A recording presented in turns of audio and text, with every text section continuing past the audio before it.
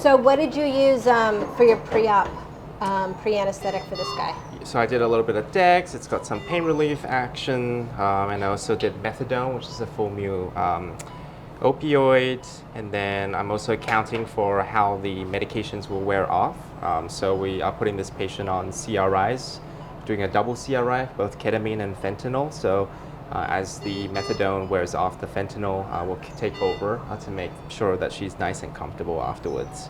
We know that this is going to be a relatively major painful procedure, Yeah. which is why we have a couple things in our CRI. Right. And we want to give that CRI basically so you don't get that trough Yeah. and the peak. So like they're perfectly getting all of that medication all the time. Yeah. And you can toggle it and move it up and down. How often are you moving that CRI, like increasing it and decreasing it during a course of a procedure?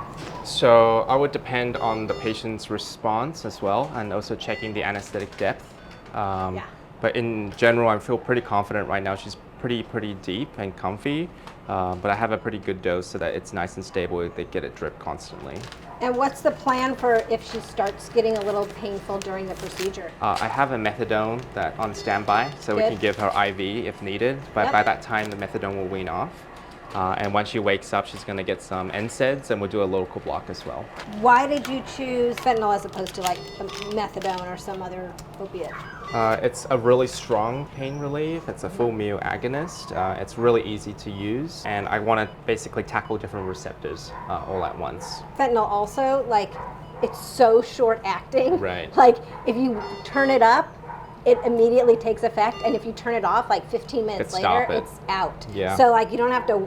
It's such a lovely drug to give, and you're going to do this, not me. Yep. She's got a lot of tissue back there, okay? And then you go down here and grab some here. Okay. Okay, we're all set. We're all set. Let's do it.